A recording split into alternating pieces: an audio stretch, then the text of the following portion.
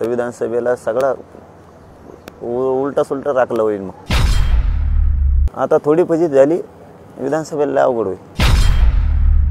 काल दिल्लीमध्ये शपथविधीच्या वेळी अजित पवार असं म्हणाले शपथविधीनंतर की फडणवीस, शिंदे आणि माझी मराठा आरक्षणासंदर्भात तुमच्या उपक्रमासंदर्भात चर्चा झालेली आहे आणि आता उद्यासुद्धा म्हणजे आज सुद्धा त्याच्यावर चर्चा होईल आणि त्या संदर्भातला पाऊल सरकार लवकर निर्णय घेण्यासंदर्भात टाकेल।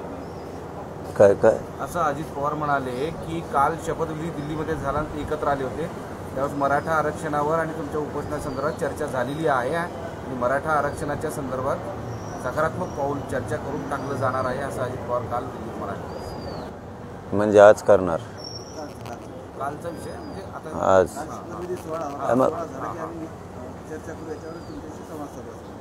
चांगली गोष्ट आहे ना। मी तेच सांगतो ना, पहिल्यापासून तेच सांगतो की आम्हाला राजकारण नाही करायचं, माझ्या समाजाला नाही करायचं, मलाही नाही करायचं। आमचे लेकरं मोठे झाले पाहिजेत, याच्यासाठी हे जीवाची बाजी लावून आम्ही लढतो। इथं राजकारणाकडे आम्हाला जायचं नाही आहे। त्यांनी जर कुणबी आणि मराठा एकच हा कायदा जर पारित केला, त्यांना आधार आता 57 लाख नोंदीचा आहेच कायदा पारित करायला, सगळ्या सोयरीची अंमलबजावणी त्यांनी तात्काळ केली लगेच। पण आम्ही दिलेली सगळ्या सोयरीच्या व्याख्याप्रमाणे, आम्ही जी सगळ्या सोयऱ्यांची व्याख्या दिलेली त्या व्याख्याप्रमाणे त्याने ताबडतोब अंमलबजावणी करावी, गुन्हे मागं घ्यावेत, हैदराबादचं गॅजेट लागू करावं, जे जे काय विषय 8-9 आपले ठरलेले ते घ्यावेत। आम्हाला समाजाला अपेक्षितच काय, तेच अपेक्षित आहे, ते देण्यासाठीच आम्ही जीव जाळायला तिथं, ते द्या। आम्ही काय, आमचं काय कोणी शत्रू नाही, पण नाही दिलं तर मग मात्र मी सोडणार नाही। मी विधानसभेला मग सगळ्याची फजिती केल्याशिवाय सोडणार। मुख्यमंत्री फडणवीस साहेब आणि अजित पवार यांच्यामध्ये चर्चा झाली, त्यामध्ये मुख्य मुद्दा हेच होता की सगळ्या स्तरांचा विचार करा। चांगली गोष्ट आहे म्हणतो ना मी, चांगली गोष्ट आहे। मी माझ्या समाजाचे लेकरं, करोडो मराठ्यांचे लेकरं मोठे व्हावेत म्हणूनच इथं जीव द्यायला उठलो आहे। जीवाची बाजी मी इथं त्याच्यासाठीच लावली। एवढा विरोध मी कशासाठी पत्करला आहे? मराठ्यांच्या गोरगरिबाचे लेकरं मोठे व्हावेत म्हणूनच एवढा विरोध अंगावर पत्करला आहे, मी अंगावर घेतला आहे। त्यांनी जर सगळ्या सोयऱ्यांची अंमलबजावणी केली, आम्ही दिलेल्या व्याख्याप्रमाणे केली आणि ते टिकवण्याची जबाबदारीसुद्धा सरकारची, आम्हाला अपेक्षितच काय दुसरं? तुम्ही ते नाही दिलं, मग मात्र विधानसभेला तुमची फजिती मी करणार। ते असं म्हणताय की चर्चा करूया, चर्चा करणार आहोत, तुमच्यापर्यंत अद्याप झालं नाही असं तुम्ही म्हणताय।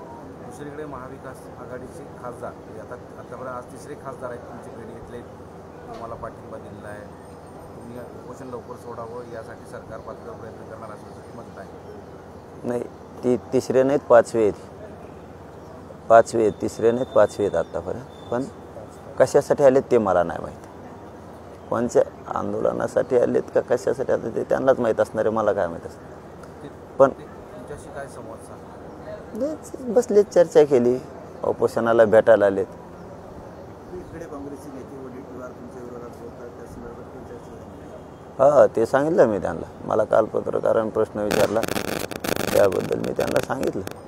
एकीकडून मराठ्यांचे गोरगरिबाचे मतं घ्यायचे आणि एकदा मतं घेतले की मराठ्याच्या विरोधात बोलायचं, तर विधानसभेला सगळा उलटा सुलटा राखला होईल। मग कारण गोरगरीब आपल्या मराठ्याचे मतं घ्यायचे, मग आपले भोळे मराठे आहेत, राज्यातले करोडो मराठे, म्हणजे भोळ्या मराठ्यांचा फायदा उचलायचा आणि एकदा तुम्ही निवडून आले की मस्तीत यायचं पुन्हा, मराठ्याच्या विषयी आरक्षण नाही देऊन देणार, नामकं नाही करणार, ही भाषा कोणची आहे?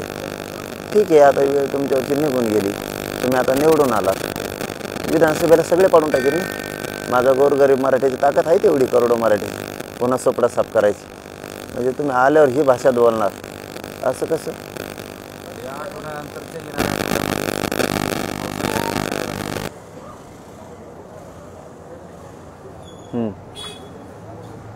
पावसाळी अधिवेशन आहे, तत्पूर्वी या संदर्भातला तुमच्या ज्या मागण्या आहेत आम्हाला सगळ्या पूर्ण व्हाव्यात, नाही लगेच व्हायला पाहिजे, उपोषणाच्या काळातच, या उपोषण आहे त्याच्या काळातच।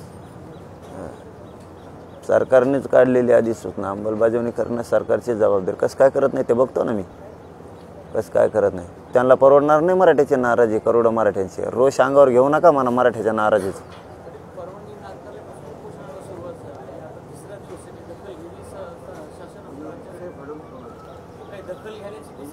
अजित पवार म्हणतात सगळ्या सोयऱ्याबाबत आणि आत्तापर्यंत तर नाही, आत्तापर्यंत तरी नाही. एकीकडे अजित पवार म्हणतात परवानगी नाकारल्यापासून झाली होती, मग तुमची आशा अजून लागलेली का सरकार? नाही ना, आता ते सगळ्याला माहिती आहे नाकारलेले आहे म्हणून तुम्ही बार बार तेच कम काढता उकरून. ते तर आता सगळ्या महाराष्ट्राला माहिती आहे नाकारले. अशा आता मरूस तर ठेवणारच नाही मी. असं काय जवळ जीव आहे, जवळ मरत नाही तोवर मी अशा ठेवणारच. नाकारलेलं सगळ्याच माहिती. बरं, सरकारला दुटप्पीपणा माहिती आहे. इकडे ती म्हणतात की आम्ही सगळ्या सोयऱ्याबाबत चर्चा करणार आहोत, तुमच्याशी बोलणार आहोत, सगळं परवानगी नाकारणार. सरकार फक्त दुटप्पीपणा वाटतं. नक्कीच नक्कीच, मी त्यांना त्यासाठीच सांगितलं, महाराजाची नाराजीचा रोष अंगावर घेऊ नका. आता थोडी फजित झाली, विधानसभेला अवघड होईल. देश विदेशातील प्रत्येक घडामोडींचे लाईव्ह अपडेट मिळवण्यासाठी आता साम टीव्हीच्या सर्व सोशल मीडिया प्लॅटफॉर्मला लाईक, फॉलो आणि सबस्क्राईब करा. तसंच सर्व नोटिफिकेशनसाठी बेल आयकॉन प्रेस करायला विसरू नका.